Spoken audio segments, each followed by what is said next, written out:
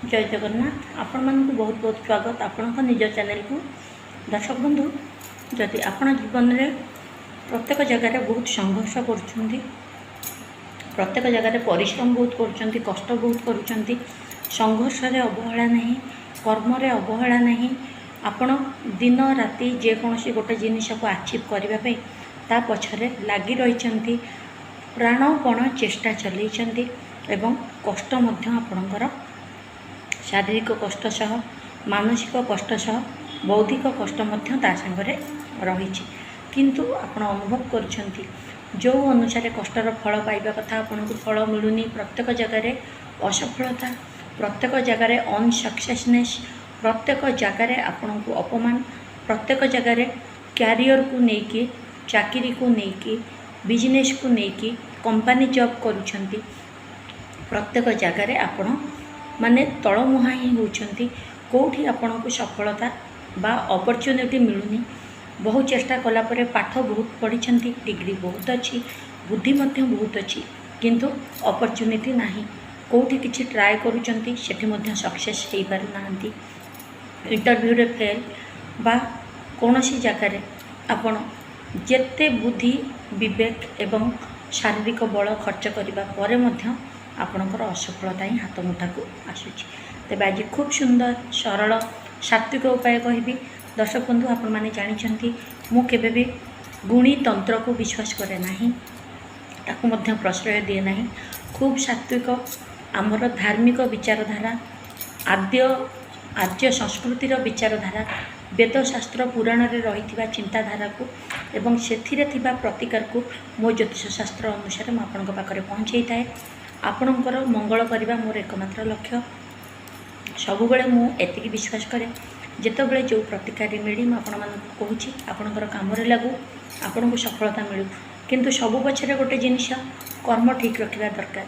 आपण मैंने जदि कर्म भूल करुवे घरे बापा माँ को अशांति करुवे शाशु शशुर को अशांति करुवे पितृपुरुषों को अशांति करुवे देवता ब्राह्मण को अपमान करुवे किंतु कहते मु पूजा पाठ कली मु प्रतिकार कली मत सांगे सांगे फल मिलू यह केबे भी संभव नुहे। कर्म बंधन निजे रामकृष्ण भी बाहर की जाइना कर्म भोगी किंतु प्रतिकार कौन पाई ये आपण मैंने क्वेश्चन करेंगे जदि कर्म भोगू प्रतिकार करूँ कहीं ठीक कथा दर्शक बंधु किंतु प्रतिकार ये पूजा पाठ द्वारा प्रतिकार करने द्वारा आपणकर भाग्यटा परिवर्तन हुए किंतु भाग्य बाटरे आसबार प्रतिबंधक किछि मात्रा रे जोटा आपण को गोटे पत्थर बाजिकी मुंड फाटी जिबार थाए सेठी पत्थर गोड़ीटे बाजिकी हल्का टिके दरज होगी आपणकर कमी जाए यही भाव में प्रतिकार हो जाए पत्थरटा पत्र भली आसे किंतु संपूर्ण जदि मु कहि मोर प्रतिकार द्वारा आपणकर संपूर्ण सब कटिजिब तेबे एटा भूल कथा ठक माने ही कहती सेगुड़ा विश्वास करिया उचित नुह। कहा भाग्य कहीं परिवर्तन करें केवल प्रतिकार द्वारा आपण जीवन को कष्टटा को सरल करहब सहीवाई शक्ति मिल एवं आपण पाइबा जिनिस जहाँपाई आप स्ट्रगल करुँचार बाट सहज करदे हम। यह छड़ा दर्शक बंधु आपण को धैर्य मिल साहस मिल ईश्वर आशीर्वाद मिल जो जिनिस पछड़ा आप गोड़े गोड़े हालिया हो गले से जिनिस को समय देकी पाइबापी ईश्वर आशीर्वाद मिल जोटा 6 मास हवा कथा सेटा आपणकर 3 मास किंतु 3 दिन हवा संभव नुहे। जदि संभव केवल आपणकर कर्म ठीक थिले आपणकर जातक ठीक थिले आपणकर ऊर्जा ठीक थिले बापा मांकर कर्म ठीक थिले पितृपुरुषंकर आशीर्वाद थिले पूर्व जन्मर भल कर्म ए जन्मर भल कर्म थिले ईश्वरंकर मिराकिल होता है। ईश्वर दैवीय शक्ति देखा था दैवी शक्ति बल सब संभव होता है। तो बहुत लोकंर क्वेश्चन ये विषय रही जे प्रतिकार कले कहीं सफलता मिलूनी तार आंसर मुझे सारी एवं जी आम प्रतिकार आड़ को ता पूर्व प्रभु जगन्नाथ करुणा सबुबे हसु था सबुबे खुशी था। दर्शक बंधु चैनल को सब्सक्राइब करने पैसा पड़े ना सब्सक्राइब कर दिंतु तो वीडियो देखा भितर भूली जीवे नहीं सब्सक्राइब निश्चिंत करेंगे घंटी चिन्ह बेल आइकन जहाँ को कहती ताकू दबाई दिंतु जहाँद्वारा जितेबले जो वीडियो पोस्ट करी प्रथमे आपण पाखे पहुँची पार आपण सांगे सांगे मोर वीडियो को नोटिफिकेशन पाइबे और देखिपारे। एवं जी आम प्रतिकार आड़ को ଆପଣ ଜୀବନରେ ବହୁ ଷ୍ଟ୍ରଗଲ୍ କରି ଯଦି ସଫଳତା ପାଉନାହାନ୍ତି, ଅପରଚ୍ୟୁନିଟି ପାଉନାହାନ୍ତି, ଭଲ ଚାକିରିଟେ ପାଉନାହାନ୍ତି, କମ୍ପାନୀରେ ଅଛନ୍ତି, ଡେଭଲପମେଣ୍ଟ ହେଉନି, ପ୍ରମୋସନ୍ ହେଉନି, ବିଜନେସ୍ରେ ଅଛନ୍ତି, ତାହା ମଧ୍ୟ ଆପଣଙ୍କୁ ସଫଳତା ଦେଉନି, ଟଙ୍କା ପ୍ରତ୍ୟେକ ଜାଗାରେ ବ୍ଲକ୍ ହେଉଛି, ଟଙ୍କା ଆସିଲେ ବି ରହିପାରୁନି, ଟଙ୍କା ଆସିଲେ ବି ସଦ୍ ଉପାୟରେ ଖର୍ଚ୍ଚ ହୋଇପାରୁନି, ବିଭିନ୍ନ ସମସ୍ୟା ଜୀବନରେ ସ୍ୱାମୀ ସ୍ତ୍ରୀ ସମ୍ପର୍କକୁ ନେଇ, ସନ୍ତାନର କଷ୍ଟ ନେଇକି, ପରିବାରରେ କଳହ ନେଇକି ବିଭିନ୍ନ ପ୍ରକାର ସମସ୍ୟା ହେଉଛି। ଗୋଟେ ଛୋଟ ଉପାୟ କରନ୍ତୁ। ଗୁରୁବାର ଉପାସ ଆପଣ ନିଶ୍ଚିନ୍ତ ଭାବରେ କରନ୍ତୁ। ଉପାସ କେମିତି କରିବେ? ଦିନସାରା ଆପଣ ଫଳ ଆହାର କରି ରୁହନ୍ତୁ। ଯଦି ଫଳ ଖାଇପାରୁନାହାନ୍ତି ତେବେ ଶାଗୁ ବା ଶାଗୁ ଆମର ଓଡ଼ିଆ ଘରମାନଙ୍କରେ ଚୂଡ଼ା ମଧ୍ୟ ଖିଆଯାଏ, କିନ୍ତୁ ମୁଁ କହିବି ଚୂଡ଼ା ନ ଖାଇ ଯଦି ଶାଗୁ ଫଳ ବା ଫଳ ନ ଖାଇଲେ ଶାଗୁ ଆହାର କରି ଆପଣ ରହିବେ। ସନ୍ଧ୍ୟାବେଳ ପର୍ଯ୍ୟନ୍ତ ହାଲକା ଆହାର ସନ୍ଧ୍ୟାବେଳ ପର୍ଯ୍ୟନ୍ତ ରହିବେ।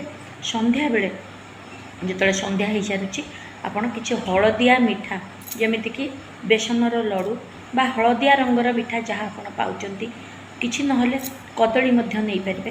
ନେଇକି ମନ୍ଦିରରେ ମାନେ ଲକ୍ଷ୍ମୀ ନାରାୟଣ ମନ୍ଦିରରେ ବା କୌଣସି ଗୁରୁଙ୍କ ମନ୍ଦିରରେ ଆପଣ ନେଇକି ତାକୁ ପ୍ରସାଦ ରୂପରେ ଚଢ଼ାନ୍ତୁ ଏବଂ ତାକୁ ଆପଣ ବାଣ୍ଟି ଦିଅନ୍ତୁ। ସେ ପ୍ରସାଦରୁ ଆପଣ ଖାଇବେ ନାହିଁ, ଆପଣ ପ୍ରଭୁଙ୍କ ପାଖରେ ସମର୍ପଣ କରିବେ। ଅନ୍ୟମାନଙ୍କ ଭିତରେ ତାକୁ ଡିଷ୍ଟ୍ରିବ୍ୟୁଟ୍ ମାନେ ବାଣ୍ଟି ଦେବେ। ବାଣ୍ଟିକି ଘରକୁ ଫେରି ଆସିକି ଆପଣ ରୁଟି ପରଟା ବା କିଛି ବି ପେଟ ଭରିଲା ଭଳିଆ ଅନ୍ନ ଖାଇବେନି। ଅନ୍ନ ଛାଡ଼ିକି ରୁଟି ପରଟା ଏଇଭଳି କିଛି ପେଟ ପୁରିବା ଭଳି ଜିନିଷ ଖାଇପାରିବେ। ଆଉ ଗୋଟେ କଥା, ଅନ୍ନ ଦେହରେ ମହାପ୍ରସାଦ ଯାଏନି। ମହାପ୍ରସାଦ ଯେଉଁ ଜାଗାରେ ମିଳୁଛି ସେଠି ମହାପ୍ରସାଦ ଆପଣ ଗ୍ରହଣ କରିପାରିବେ, କିନ୍ତୁ ସନ୍ଧ୍ୟା ପରେ।